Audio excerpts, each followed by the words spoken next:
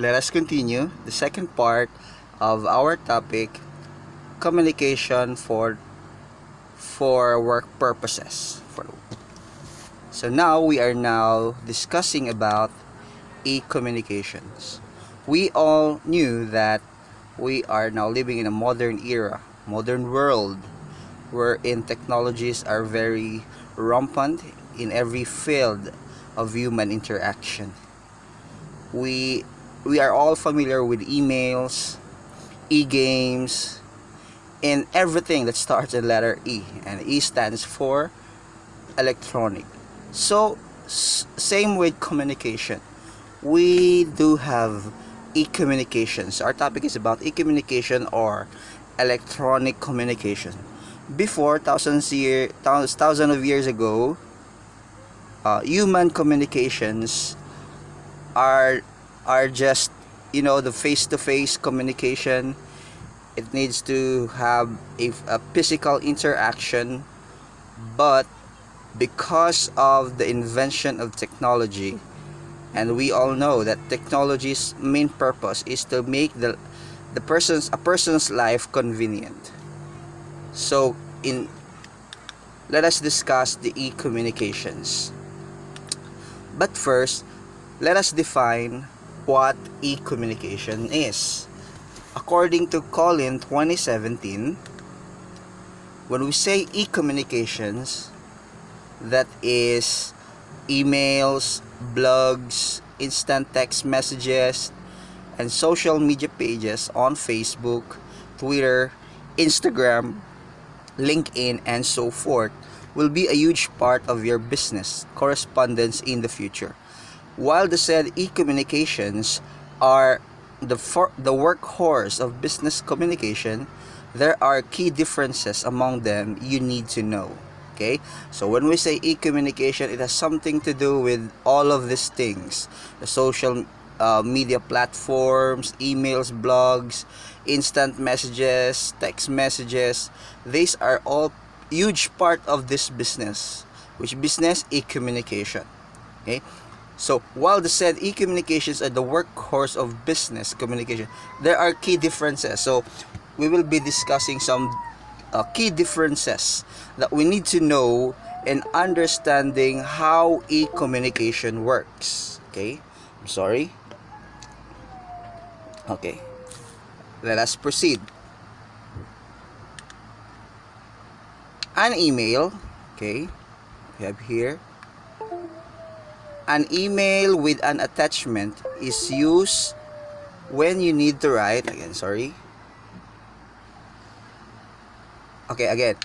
email with an attachment is used when you need to write a longer message or send documents to coworkers across the country or the globe. So when we say email, that stands for electronic mail. Okay, if we have the literal mail, the physical mail, so in the virtual world, we have these so-called emails. Okay, this is used when you need to write a longer message or documents to co-workers across the country or the globe, because electronic mail is fastest than a literal mail. It is very useful. That's why the main purpose of this is if you want to write long messages or important documents, and the recipient of this mail is let's say living across the country or another side of the globe, email is a very useful tool.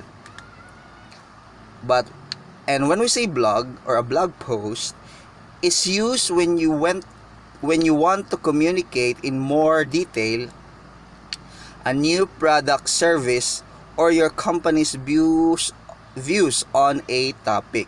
Okay, I know we're all familiar with writing blogs, okay, typing blogs, okay, because on the internet, on the social media, there are those people who writes blogs. Okay, and when we say blog with letter B, with letter B as its initial. That is, we are communicating in more detail a new product, a new service, or your company's views on a topic. So you are just writing, you are just typing, you are just posting whatever your view is in a specific product, okay, or any services, okay, anything that you want to say. What's your reaction? This is your reaction in a composition way, or an essay, in an essay form, wherein you posted on the net or the internet. Next is, we're also familiar with this one, an instant message, text message is a practical way when you want to ask question to a team member that is in the field or away from the office or his or her desk. Okay, so you know what, class? Philippines is the country who sends a huge number of messages throughout the world. Okay, whether, even if you combine the US, the America, and the America and Europe, okay, still that is the equivalent of how many messages we could send, especially we Filipinos, because before we don't have the messenger yet. We used to have, or we used to text.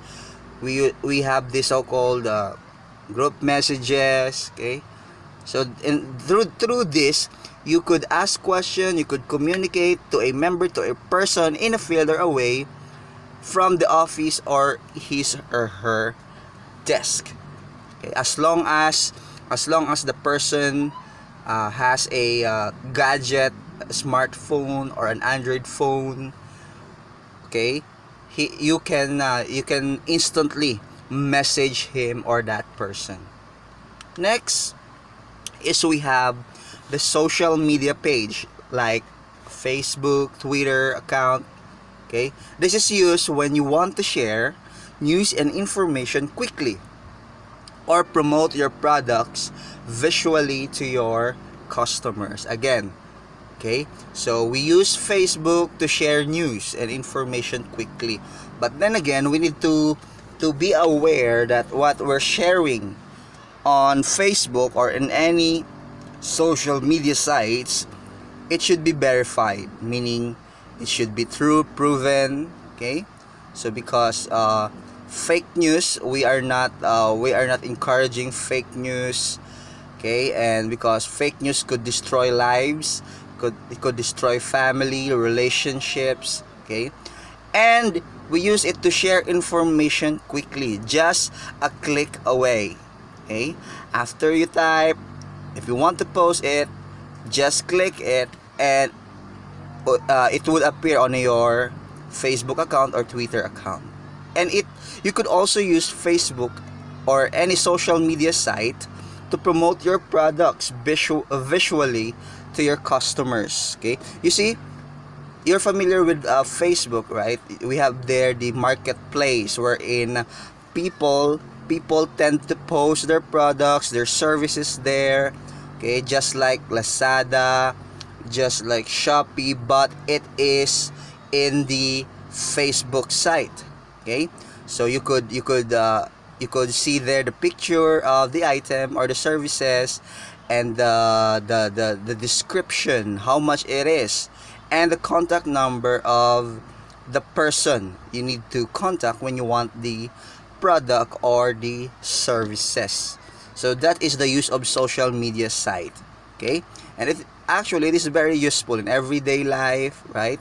It is an avenue wherein people, especially young people of nowadays, would try to express themselves. Okay, that is their avenue to show who they are. Okay, but then again, the disadvantage of this Facebook and Twitter, okay, we tend to post what we want others to see from us. Okay, if we want, if you want to show to the public, okay, that you are rich, you will just simply post on Facebook. Okay, you are posting on Facebook that you're happy, okay? So whatever you want your audience or your friends to see from you, that is what we're going to post on any social media site. Okay, now, what is the legal ethical guidelines in writing e-communication? So we also have legal or ethical guidelines. So when we say guidelines, this is just, it is a support, it is the guide every time you write an or you use e-communications. This is the legal. When we say legal, supported by law, and the ethical, meaning doing or what is the right thing to do or to consider when you are writing e-communications. Okay, according here, the employers have the right to monitor what the employees write and to whom, as long as they use the e-communication systems as well as the computers or smartphones of the company. An e-communication is a legal record. An employee is accountable for the things he or she writes. Okay, because there are a lot of companies also wherein they allow or they let their employees have a company computer, company phones, okay, to transact, to do the business. Okay, so that is specific record, because even on your smartphone you could send your emails, right? You could construct your email, you could send your email. As long as you have the connection, you can have your email or e-communication. So that e-communication that includes the email, whatever that is, blogs, okay, so on, social media sites, those are all legal records. So when we say legal record, it is a proof, okay? It is a proof of the business, especially in communication. That's why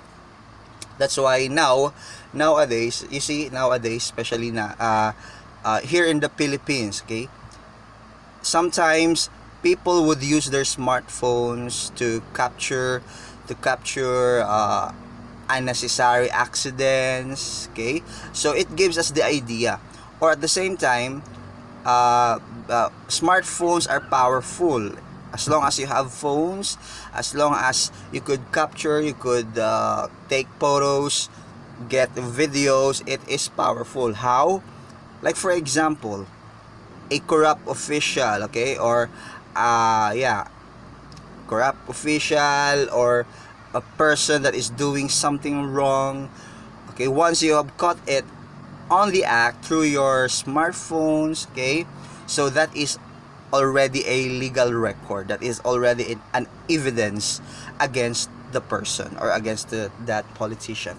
So an employee is accountable for the things he or she writes. That's why you need to verify first before posting anything on your social media sites, because when you post it and it was proven not true, the damage is already done, and the person involved could ask for a certain amount, as, let's say, as a payment for the damage that you've done through in his life or in her life. Okay, so you need to be responsible. You need to reconsider everything before posting it on any, or do before texting it or posting it on the social media, on your email. Before doing those things, you need to verify it first. Okay, so this is legal, okay, legal guidelines. Next, here are some guidelines to help you write and send ethical or legal business e-communication. So we have here some guidelines on how to write and then send an ethical / legal business e-communication. Okay, it has something to do with the business. Okay, number 1, do not use them for personal message. Okay, once let's say once you have your Facebook page regarding your business, you have an email, email for your business only, or a phone number, contact info that is supposedly for business only, do not use them for personal messages. Okay, use the company's e-communication avenue. Yeah, this one: emails, text, social media, and blog posting for official purposes only. Now, if you have personal transaction, you can do it through your own personal social media sites, your personal emails, your personal contact number, but do not use them for personal messages. Do not mix up. Do not mix up everything that is connected to your business and everything that is connected to your personal issue. Next, take your time. We say take your time, of course, from the word itself. Always reread your email, text, or social media posts and revise if necessary before sending it. You have to take time in rereading your emails, your text, again, before posting it, before clicking the button. Okay, you need to reread it all. Okay, every part you need to consider. If you need to revise something from email, text, or the social media post, if that's necessary, do it. Okay, so take time. Next, 3, always project your company's best image. Of course, that is business. Okay, who among you here, okay, who among you knew some companies or some businesses that tell something negative to the company? Of course, none, right? Because we need to always project our company's best image. Okay, do not make your employer look bad by undermining management or criticizing a customer or even a competitor. Also, never attack a boss or co-worker through an email, text, blog, or social media post. Why? What is the best way to do that?